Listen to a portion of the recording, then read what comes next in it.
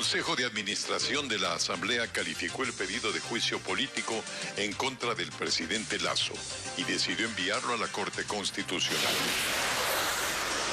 Los paquetes enviados a medios de comunicación, entre ellos Ecuavisa, contenían explosivos de uso militar. La investigación de la Fiscalía será por el delito de terrorismo. El gobierno destinará $500 millones por intermedio del Banco del Estado para que los gobiernos seccionales realicen obras frente a la destrucción provocada por las lluvias y el sismo recién ocurrido. Buenas noches, amigos. Aquí están las noticias de hoy.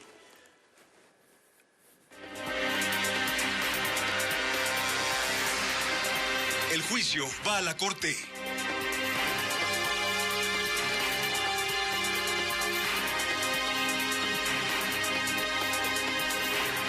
El Consejo de Administración Legislativa CAL admitió a trámite el juicio político al presidente de la República con 5 votos a favor y 2 abstenciones. En el siguiente paso, el CAL enviará la solicitud a la Corte Constitucional, como nos informa Patricio Díaz. Algo más de una hora duró la sesión del Consejo de Administración Legislativa CAL. Esta vez, sí se permitió el acceso a la prensa. El principal cuestionamiento a la solicitud fueron los errores en el documento inicial. La asambleísta Joana Moreira de Izquierda Democrática consideraba que, de acuerdo al artículo que se refiere al juicio político al presidente, no se podían presentar alcances para corregir el texto. Esta solicitud de enjuiciamiento político que es totalmente distinta y no habla acerca de alcances que se puedan permitir. Desde la oposición defendieron la corrección de errores. No modificó en absoluto la pretensión sigue siendo clara en el petitorio de juicio político. Al final, en la votación se confirmó lo previsto. 5 votos a favor, de UNES del Partido Social Cristiano, Pachacutic, y el presidente de la Asamblea. Contra 2 abstenciones, de Joana Moreira y Natalia Arias del oficialismo, quien precisamente cuestionó que se haya aprobado una admisión a trámite, cuando dice que eso solo lo debe determinar la Corte Constitucional. Porque cuando estamos hablando de un proceso de fiscalización, un proceso de control político, se tiene que asegurar el debido proceso de inicio a fin. Por lo tanto, cualquier observación o vestigio de duda, sí, por supuesto, puede exponer a la nulidad. De ninguna manera, ¿no? Al final del día esto tendrá que debatirse. No es que aquí termine el juicio político, estamos recién dando inicio. Va a venir un segundo paso que es el de la Corte Constitucional. Pereira anuncia que este martes la Asamblea remitirá la solicitud a la Corte Constitucional para que continúe el trámite que dispone la ley. Con la calificación del juicio político al presidente de la República por parte del Consejo de Administración Legislativa, el documento, como queda claro, pasa a la Corte Constitucional según el procedimiento que establece la ley. Según la Ley de Garantías Jurisdiccionales y de Control Constitucional, una vez la Corte reciba la solicitud, se procederá con el sorteo del juez ponente, con la presencia de todas las jueces y jueces de la Corte que hacen quórum. Actualmente la Corte Constitucional tiene un mecanismo de sorteo digital, es decir, no se requieren los papelitos y sortear las causas como antes se lo hacía, pero en este caso expresamente la ley establece ese sorteo manual. Por lo que por esta vez, al ser un caso especial de un juicio político a un presidente, la Corte se reunirá de manera presencial, similar a cuando se sortearon los jueces que debían dejar el organismo en su renovación parcial. A partir del sorteo, el juez ponente tiene 3 días para presentar un proyecto de dictamen. Una vez recibido ese proyecto, el presidente de la Corte deberá convocar al Pleno dentro de las 24 horas siguientes. Los jueces y juezas del organismo tendrán que emitir su dictamen definitivo 48 horas después de entregado el proyecto. En mi opinión, al hablar el artículo 148 de la Ley de Garantías de Plazos, estaríamos hablando de todos los días calendario. Básicamente, en teoría, de conformidad con la ley, esto no debería pasar de los 6 días que tendría la Corte para poder resolver esta causa. Si el dictamen admite que el proceso continúe, el documento regresa a la Asamblea para su procedimiento en la Comisión de Fiscalización y posteriormente ante el Pleno. El atentado con un explosivo del que fue víctima nuestro compañero Lenin Artieda será parte de una investigación de Fiscalía por terrorismo. al igual que intentos similares que se dieron contra periodistas de otros medios de comunicación. En el ataque suscitado la mañana de este lunes en Ecuavisa, Guayaquil, se utilizó un pendrive con un detonante de uso militar, según ha dicho la policía.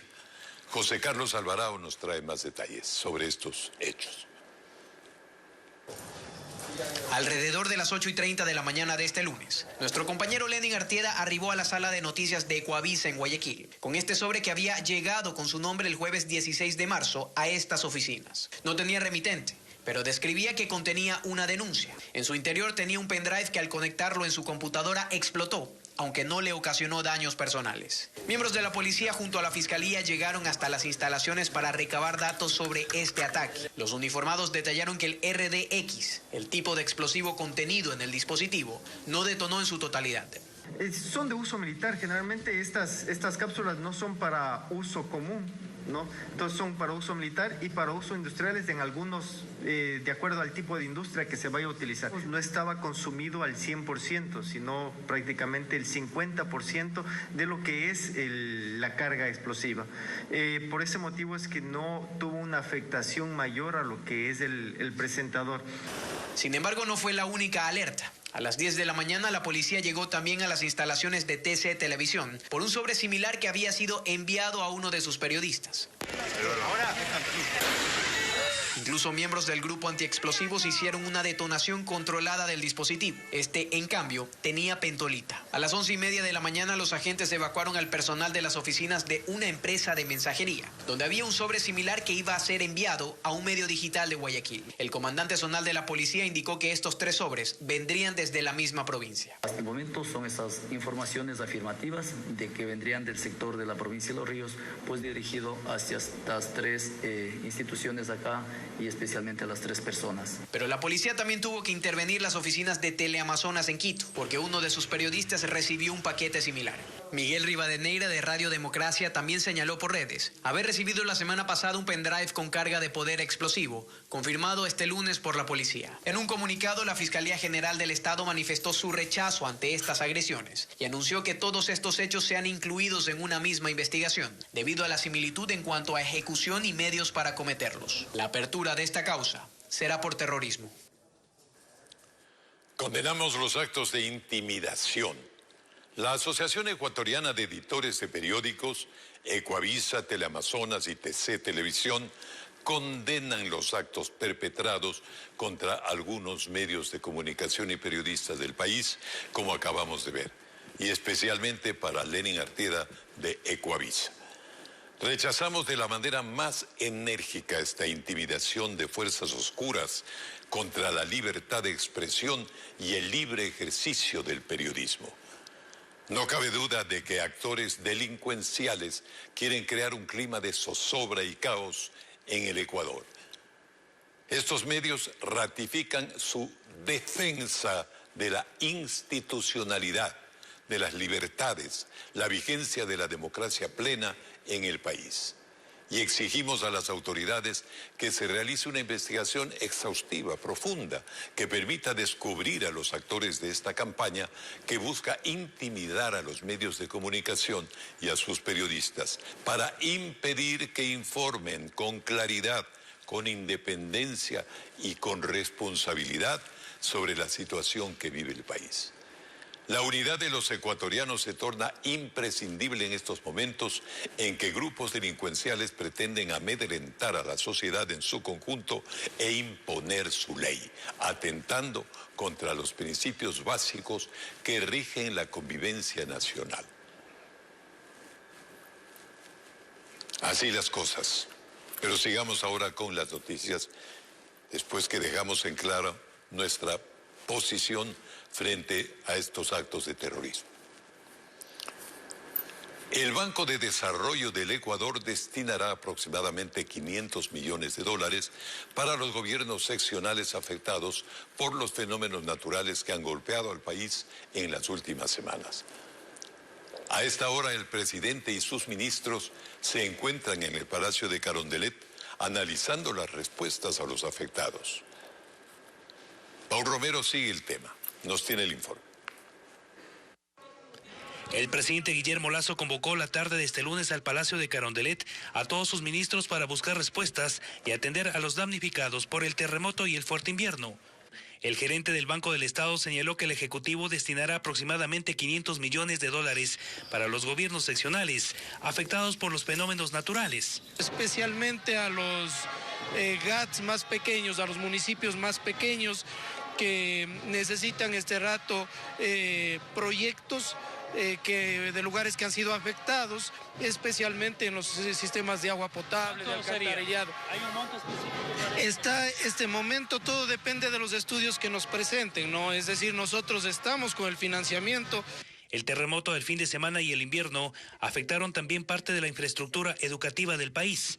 Hasta el momento se registran daños en 148 unidades educativas por el sismo y 341 por la lluvia. La ministra de Educación no precisó el monto que se destinará para enfrentar esta emergencia. La cuantificación todavía es de un estimado de acuerdo a los primeros datos que nos dan con el análisis de los ingenieros estructurales. Vamos a poder tener un dato más acertado, pero son montos importantes debido a la gran cantidad de infraestructura que ha sido afectada. Reparaciones o si es el caso también de tener que derrocar y reconstruir algunos de los módulos que estén gravemente afectados. Mientras tanto, el Ministerio de Inclusión Económica y Social hasta el momento ha entregado 230 bonos de contingencia para las familias afectadas por el terremoto de este fin de semana. Hay que entender que inclusive el bono va solo direccionado para los damnificados, son aquellos que pierden viviendas, que se afectan sus bienes. Otro tema que consta en la agenda del gabinete ampliado es el análisis de la tensa situación política que vive el Ejecutivo tras el anuncio de juicio político en contra del presidente Guillermo Lasso. A escala nacional, 48 hospitales y centros de salud sufrieron daños por el sismo que se registró este sábado. El gobierno arrancó la reparación de los bienes públicos y privados con una inversión que asciende a $1.7 millones, como nos cuenta ahora Bessie Granja. Este lunes arrancó la reparación de los daños que dejó el sismo del pasado sábado en los hospitales Teófilo Dávila de Machala y San Vicente de Paúl en Pasaje. El ministro José Ruales junto a un equipo de técnicos inspeccionaron los centros de salud en El Oro, una de las provincias más afectadas por el movimiento telúrico. A escala nacional, 48 establecimientos de salud tienen daños por el sismo. La inversión inicial que hará esta cartera de Estado para su reparación es de $1.7 millones. También el ministro constató que hay centros que no sufrieron afectaciones. Estamos ya ofreciendo servicios que no habían, como por ejemplo la atención de emergencias. En Brisas del Mar y El Paraíso se están atendiendo alrededor de 100 emergencias, de 90 a 100 emergencias diarias. Para repotenciar el hospital de Pasaje se invertirá $1 millón. 400.000 son para los daños del temblor y 600.000 que corresponden a una repotenciación programada que se debía realizar al servicio de emergencia. En El Oro se registraron 461 heridos por el temblor. De ese total, 327 fueron derivados al hospital de Pasaje. Asimismo, por la emergencia, 3 pacientes fueron trasladados vía aérea a hospitales de Guayaquil para atención especializada en traumatología. Sube el número de afectados en la isla Puná, luego del sismo del sábado. Hasta el momento se reportan 100 casas dañadas y 18 familias damnificadas, pero las autoridades aún no llegan a toda la población afectada por las dificultades de acceso, sobre todo en la isla. Melin Ochoa nos informa que esta parroquia de Guayaquil es una de las más perjudicadas en Guayas, porque decenas de casas están construidas sobre los ramales del Golfo. Desde Guayaquil, luego de 4 horas de viaje por agua y caminos dañados, llegamos a la comuna Campo Alegre en la isla Puná. Durante el sismo del sábado a Ronald Cruz le cayó parte de la pared en la cabeza mientras intentaba rescatar a su madre de 75 años. Ahí se partieron las vigas, desplomando las paredes. Yo sentía, ahí estaba arrimada abriendo 2 pescados. Cuando yo siento como que la casa la alzaron. Entonces yo dije, Señor, ¿qué es esto? Y yo le dije a mi hijo, este es terremoto. Solo en esta comuna son 24 casas afectadas. Algunas han quedado inhabilitadas. Leopoldina Vera dice que duerme con su familia afuera de la vivienda porque las paredes de su hogar están a punto de colapsar. ¿Cuántas personas están durmiendo afuera de la casa? 5, y mi hijo es discapacidad también, sí. Una brigada interinstitucional recorre las zonas que reportan afectaciones. Hasta ahora se contabilizan 100 casas con daños y 18 familias damnificadas en toda la isla Puná. El jefe zonal de Infancia con Futuro menciona que se está evaluando la ayuda. El sismo fue el sábado. ¿Qué evalúan si hay evidentemente casas dañadas? Sí, pero es que no solamente es las casas dañadas, sino también entramos con atenciones médicas, atenciones a los niños, madres gestantes. Entonces es un sinnúmero de atenciones que las instituciones brindan. Hasta ahora, ¿cuántas personas ya han sido atendidas? 60 familias han sido atendidas. La isla Puná es la tercera más grande del país, tiene 34 comunidades. 22 de ellas están asentadas en los ramales del Golfo y por ello la cantidad de casas afectadas. Son construcciones mixtas, algunas de madera, otras que se encuentran en terrenos que son fangosos. Entonces, eso sumado al sismo, pues por esa razón tenemos pues las casas derrumbadas. Otro problema aquí en la isla Puná es que las vías de acceso están destruidas. Por ejemplo, este puente construido hace más de 11 años está deteriorado. La estructura metálica luce oxidada y en algunos sectores está partida. La autoridad tiene previsto hasta el miércoles llegar a todos los sitios afectados por el sismo. Vamos al corte comercial. Más adelante, amigos, en Televistazo, las vías de conexión entre Pichincha, Esmeraldas y Santo Domingo tienen varias afectaciones por las lluvias. Una de ellas está incomunicada y otras presentan deslizamientos. Ya le mostramos. Y también el gobierno suspende las negociaciones con Sinohidro por el proceso penal en el que está involucrada ahora la constructora china. Ya volvemos.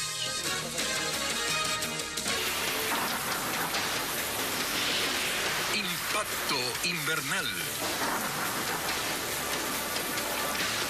La conexión vial entre Pichincha, Santo Domingo y Esmeraldas es crítica, como ya lo decíamos. Una de las principales vías que las une estará inhabilitada por varias semanas y las otras dos tienen problemas por las lluvias. Francisco Garcés nos cuenta la situación y los planes que tienen las autoridades.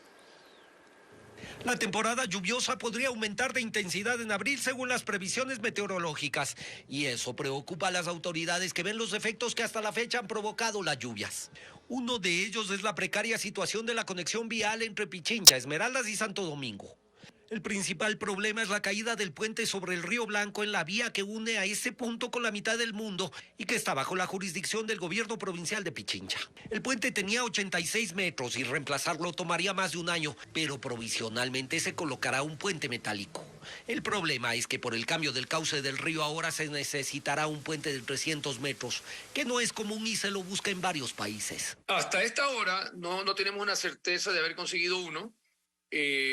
Se está analizando en este momento, los técnicos están analizando otra alternativa en diferentes materiales. Con esa vía inhabilitada queda la que une los bancos con las Mercedes y Santo Domingo. Ahí el sábado el puente sobre el Río Blanco en Vallehermoso estuvo a punto de colapsar y sus bases fueron afectadas. En la zona también se han registrado varios deslaves. No ha recibido mantenimiento en los últimos 35 años, confesado por la prefecta.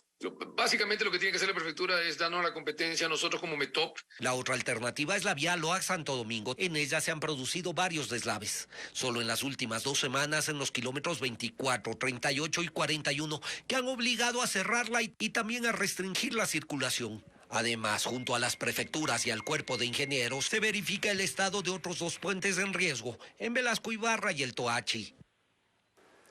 Los cantones de Pangua, La Maná y la zona occidental de Pujilí se mantienen sin servicio de energía eléctrica. El colapso de una torre de transmisión en la subestación de Calope ahonda la crisis. Patricio Viera nos cuenta que las autoridades de la empresa eléctrica Cotopaxi piden al Ministerio de Energía la declaratoria de emergencia eléctrica. La crisis de la falta de fluido eléctrico en los cantones de Pangua, La Maná y la zona occidental de Pujilí se profundiza debido a la inundación que sufrió la subestación Calope después del desborde del río del mismo nombre. Así lo informa Ricardo Paucar, director del área técnica de la empresa eléctrica Cotopaxi.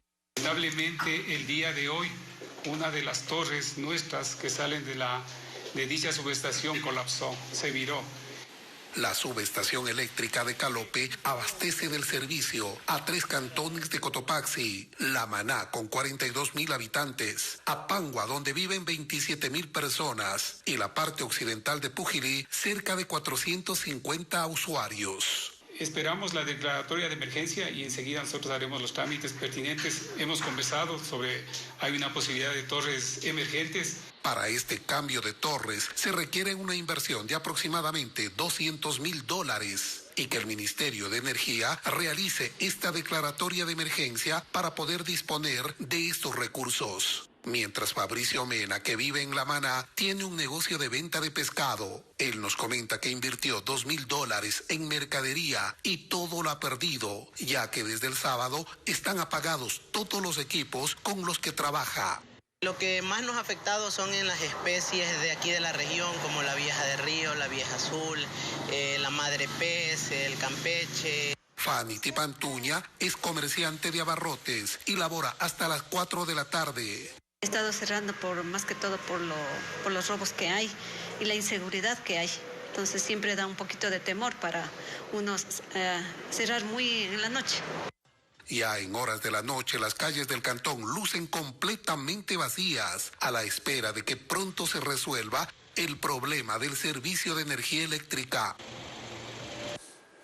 Sinohidro suspende las negociaciones con el gobierno ecuatoriano y con ello se dilata una posible concesión de la central Coca-Cola Sinclair a la constructora china. La decisión se tomó tras el proceso penal que involucra a ex representantes de la empresa y al expresidente Lenín Moreno. Fabiola Santana dialogó sobre el tema con el ministro de Energía.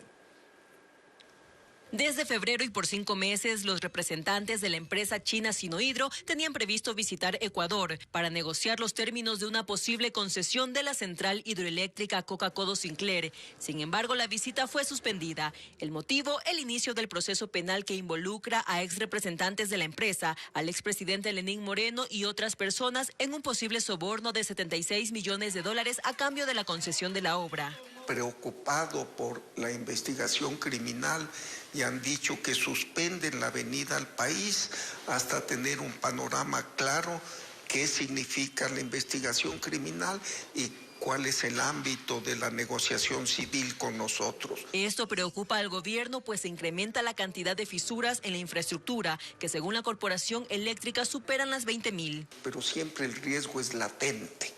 Tanto que el río se lleve a la planta, cuanto que la planta tenga que pararse porque las fisuras hacen que no pueda funcionar.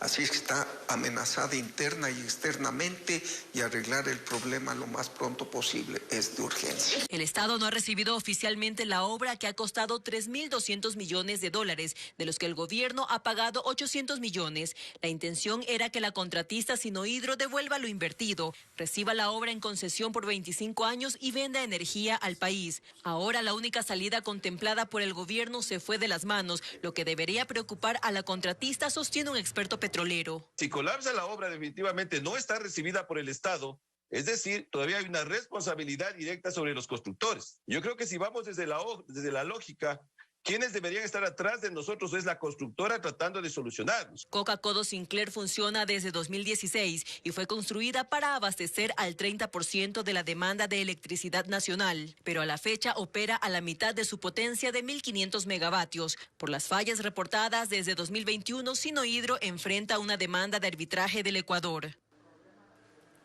Los ambateños aún continúan sin el servicio de transporte público, urbano y rural, donde la Comisión Municipal ha manifestado que en menos de 2 meses han elaborado una nueva ordenanza, por lo que esperan en esta semana poder ya dar una solución a este problema. Por ahora, la ciudadanía ha buscado varias alternativas para poder movilizarse, quienes además dicen no estar de acuerdo con el alza de 10 centavos a 30 centavos que se plantea para el pasaje. Hasta el Parque 12 de Noviembre, en Ambato, llegó Jorge Martínez junto a su esposa en busca de una buseta o camioneta que les lleve hasta su hogar. Esto debido a la paralización de los buses de servicio urbano y rural. A Martínez le preocupa el gasto extra que representa para su presupuesto diario. Porque verá, la bajada son 50 y 50, $1 de bajada por el mayorista porque no tenemos carro por ahí. De ahí venimos acá al centro, $8. Durante estos 7 días de paralización de los transportistas se ha registrado pérdidas económicas para el sector comercial de la ciudad. El negocio, el comercio, la empresa pierde aproximadamente $400.000. Y esto es lo que ya se va comenzando a sentir en pérdidas por esta paralización. Según la autoridad municipal, durante 2 meses han estado elaborando una ordenanza para definir el alza del pasaje. Actualmente la tarifa es de 30 centavos, pero los estudios técnicos de la Comisión Municipal indicaron que solo se permite el aumento de 5 y no de 10 centavos, como han solicitado los transportistas. Por favor, está confundiendo la gente o los transportistas, que si pasa al seno del Consejo, ya en el primer debate se decide. No, solo se cumple una de las primeras partes de la construcción de una ordenanza. Por su lado, el gremio del transporte ha manifestado que ha enviado un documento a la municipalidad solicitando una solución al tema de los pasajes, si no, radicalizarán la medida. La Comisión de Transporte Municipal ya ha entregado al alcalde de la ciudad el proyecto de ordenanza, por lo que se espera que en esta semana sea tratada en el seno del Consejo. Al regresar en Televistazo, el presidente de China, Xi Jinping, se reunió con el de Rusia, Vladimir Putin, en Moscú. Ambos mandatarios ven a esta cita como una oportunidad para profundizar su amistad sin límites. Ya volvemos.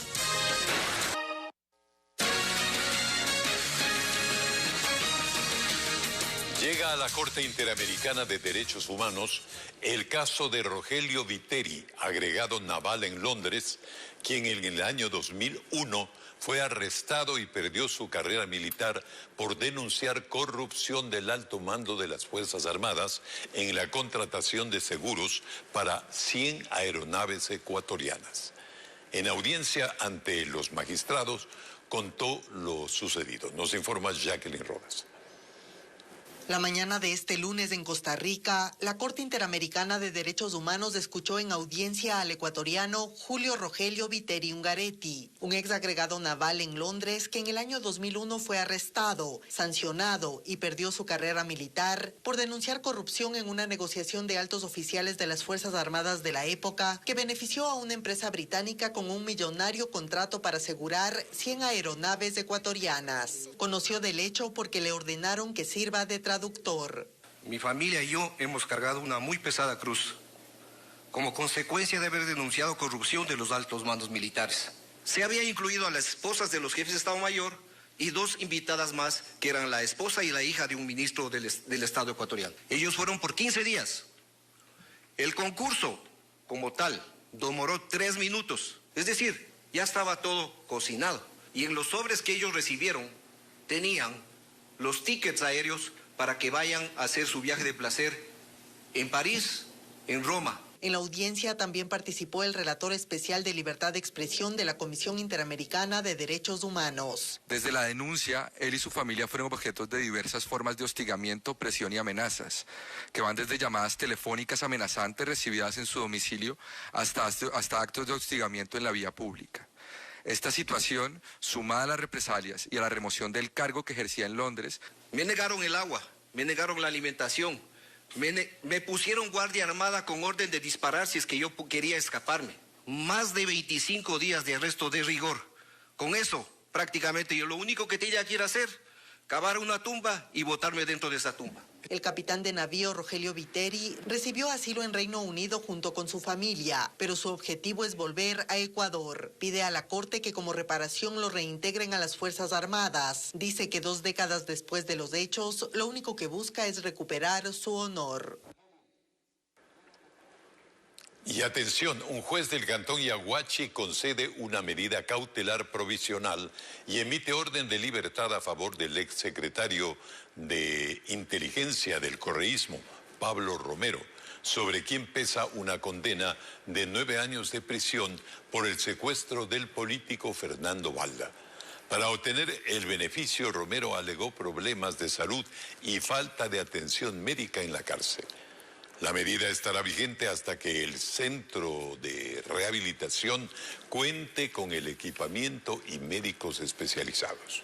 El juez dispuso que se presente cada 15 días ante la autoridad y si se le prohíba salir del país, el servicio de atención a los privados de libertad, SNAI, informó que aún no se ejecutará la liberación por inconsistencia en la boleta. Solicitaron la revocatoria de la decisión.